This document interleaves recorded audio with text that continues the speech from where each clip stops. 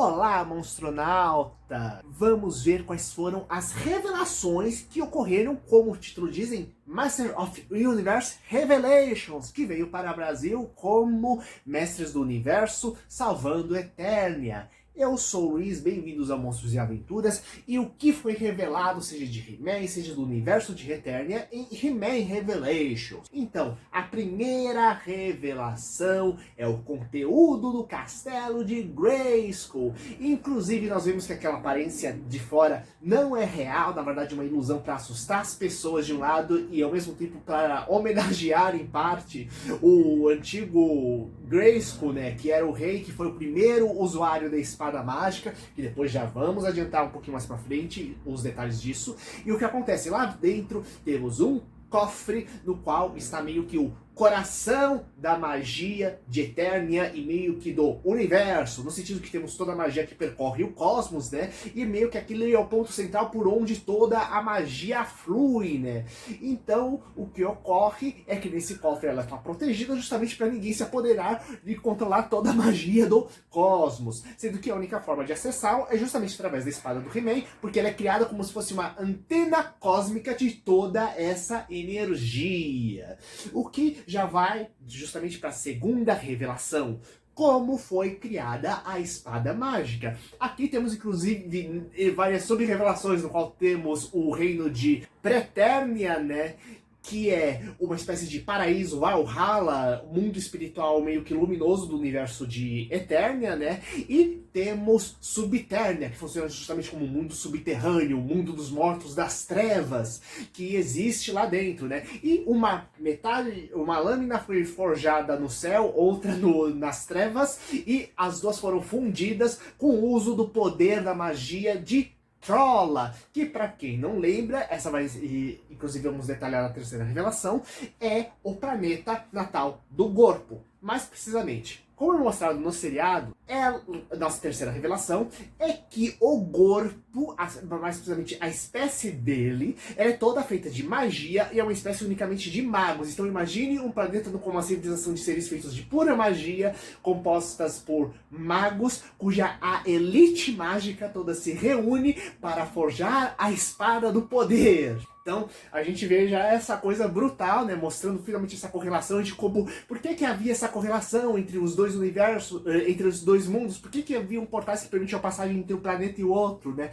Então, aqui você entende um pouco isso, né, e inclusive a questão do passado do Gorpo, que é muito legal. Aqui a gente vê a Academia de Magia do Gorpo, nós vemos a grande fonte do qual emanava energia para onde iam todos os magos, né, e os traumas passados do Gorpo, que ele meio que era um mais atrapalhado e pequenininho, né, para lidar com magia, né, e por causa disso ele sofria vários ataques dos colegas dele, né, e por isso piorava ainda mais a capacidade dele de controlar magia, né. Então, mais do que uma coisa física, nós temos traumas psicológicos que precisavam ser superados, né, tanto que o auxílio disso, quando ele botou para fora e conversou com a Maligna, que foi outra pessoa também que viveu e desenvolveu com magia e teve problemas desde pequeno como ele, que ele pega e consegue finalmente botar aquilo para fora e usa todo o potencial dele. Inclusive eu acho maravilhosa a cena quando ele pega e luta justamente contra o Fulgor, porque ele pega o círculo mágico do O do peito dele e a gente descobre que na verdade aquele O não é exatamente de um orco, porque o nome dele na verdade é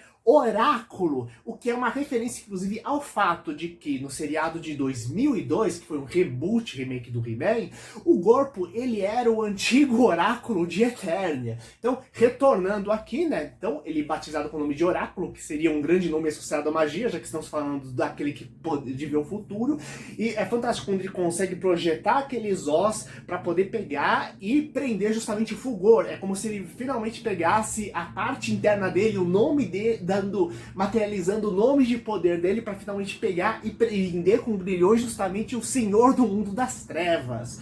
Numa cena que é extremamente impactante, realmente, gente. Fez muita gente chorar e, cara, quase que das lágrimas assistindo aquilo.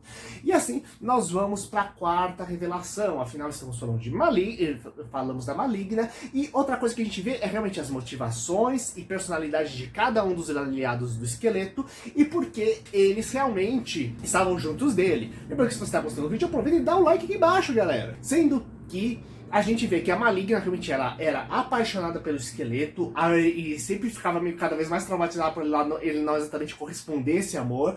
Tanto que no final ela fica junto com ele porque ele finalmente pega, não tá tratando ela como simplesmente um capanga. Ela volta e diz: venha governar ao meu lado. Ele realmente também gosta da Maligna. Então, né, quando ela vê que o amor dela é correspondido, ela puxa, ela vai correr de volta.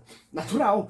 E o que acontece? A gente vê que o Homem-Fera, ele realmente era um servo leal do esqueleto e realmente acreditava e meio quase cultuava, entre as palavras, o esqueleto, né? Já o Escamoso, ele é o grande senhor do oceano, melhor, ele tenta ser o grande senhor do oceano tentando se aliar ao esqueleto para isso. Tanto que a gente vê a primeira batalha entre o He-Man e o Aquático, não Escamoso, perdão, Escamoso é dos Thundercats, sendo que, no caso, e o pessoal falando que tinha pouco He-Man, mas o He-Man apareceu em todos os episódios, gente, de uma forma ou de outra, galera.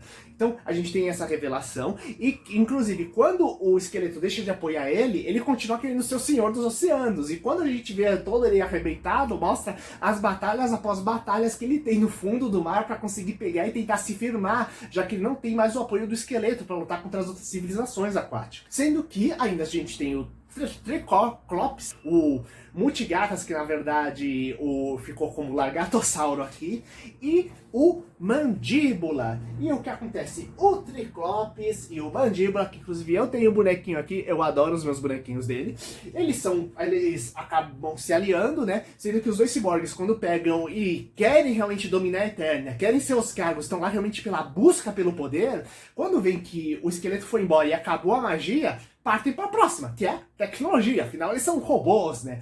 E se a gente pensar, eles até foram mais inteligentes do que parecem, porque se a magia realmente está envolvida também com o fim da vida de Eternia, teoricamente, só vão sofrer formas que não sejam exatamente vívidas. Então, tipo, os robôs devem pegar e prosseguir governar a Eternia, eu acho, na visão deles, pelo menos, né? Mesmo eles não tendo exatamente esse conhecimento de que talvez a magia esteja relacionada com a força vital, né? Prosseguindo, então, nossa próxima revelação. Vamos então, são os sentimentos, então vamos falar dos sentimentos de Teela e de Adam, que sempre, algumas vezes, ficava no seriado original, se eles tinham de repente uma fé, se eram só amigos, etc. E aqui a gente vê que eles realmente eram melhores amigos e eles gostavam sim um do outro. Tanto que toda a parte da história acontece por causa que a Teela fica traumatizada justamente pela pessoa com qual ela era apaixonada, nunca ter revelado o segredo pra ela, né? Da identidade secreta. E o Adam, quando descobre que a Teela realmente gostava dele, esse é um dos motivos principais pelo qual ele pega e larga o paraíso. Ele não larga o paraíso simplesmente pra ele se tornar He-Man, pra defender a Eternia. Ele larga aquele mundo mágico pra ficar do lado daquele que ele ama. Porque o verdadeiro paraíso a pessoa, quando você realmente está apaixonado por alguém, o seu paraíso, na verdade, é onde estiver aquela pessoa, né? Quem realmente já esteve apaixonado sabe o que eu tô falando. Prosseguindo, então, nossa próxima revelação, vamos falar do esqueleto! Sim, aqui temos mais do que alguns detalhezinhos aqui e ali, temos alguns elementos primordiais que foram revelados. Número 1, o cajado de poder do esqueleto, ele é parte da chave que abre o acesso para o mundo das trevas. Então a gente começa a entender um pouco da fonte de poder sombria que tem o esqueleto. Número 2, a gente vê que o Fulgor, que é o senhor do mundo dos mortos, ele, quando estava vivo ainda, já que aparentemente ele era um grande rei que quando faleceu depois virou senhor do mundo dos mortos, ele conhecia o esqueleto. Talvez alguns séculos atrás, não sabemos exatamente qual a idade do esqueleto ou não, né? Mas a gente já sabe que provavelmente foram dados uns pitacos daquilo que vai ser revelado a identidade real do esqueleto no próximo episódio. Inclusive porque uma das últimas cenas mostra justamente o esqueleto pegando e falando que com a aparência dele ele nunca foi respeitado, mas agora ele finalmente se tornaria uma divindade. Então, fica aquela pergunta, será que então que ele tinha aquela aparência antes de se tornar maligno mesmo, né? Como será que realmente ele surgiu, apareceu aquela coisa, né? Eu sempre fiquei na dúvida de até onde o corpo do esqueleto é meio azulado por causa da capacidade dele de manipular e canalizar magia, né? Já que realmente, se a gente perceber, a pele dele não é muito diferente da pele do corpo, né? Então, e por fim, a gente tem a grande revelação de quem foram meio que os He-Mans do passado, já que nós vimos meio que os outros grandes heróis do passado no mundo de Pretérnia, né? E a gente descobre que quando você ergue a espada mágica, você não vira um clone do He-Man do passado, do primeiro He-Man, né? Que realmente houveram vários He-Mans até chegar no He-Man atual. E o que acontece? Cada um teve seu título, aparentemente, né? E o que ocorre é que realmente cada um pegava e tinha uma forma mega ultra musculosa que ganhava quando ativava o poder da espada mágica. Inclusive nós vimos exatamente a mesma coisa acontecendo quando o esqueleto ergue a espada. Lembrando que a gente vê que o poder da espada, ele tem o poder da magia da luz e da magia das trevas, e teoricamente você não é uma coisa que tenha uma vontade própria. Não, o pessoal pegou, descobriu aquele poder mágico no passado, armazenou para ninguém pegar e usar de forma do mal.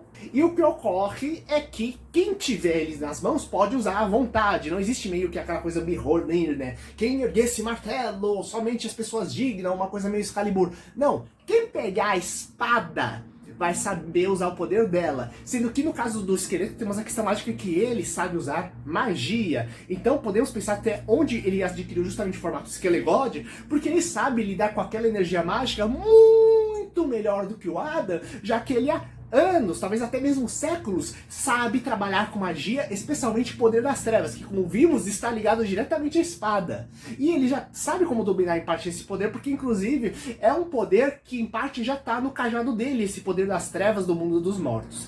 Ficando então as grandes dúvidas, né, de como vai ser a próxima temporada, né? Até onde será que vamos ver outras pessoas erguendo a espada, e então vamos ter outros He-Mans do bem e do mal que vão acabar surgindo no meio da história, né?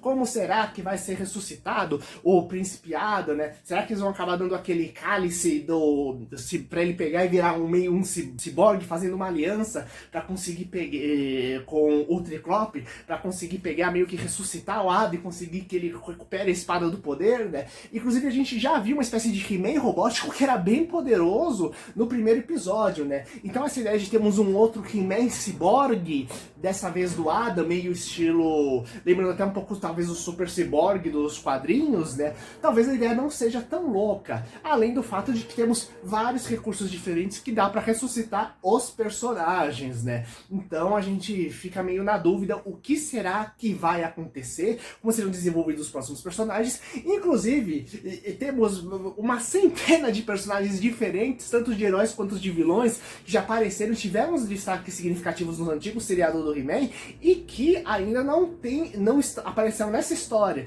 Então ficamos na dúvida, né? Até onde outros heróis queridos vão pegar e aparecer no meio dessa história, né? Assim como outros grandes vilões também, né? Será que a gente vai ver de repente o poderoso Semente do Mal pegando e aparecendo agora para tentar conseguir novamente o poder, né? Já que ele foi um inimigo do He-Man no passado também, né?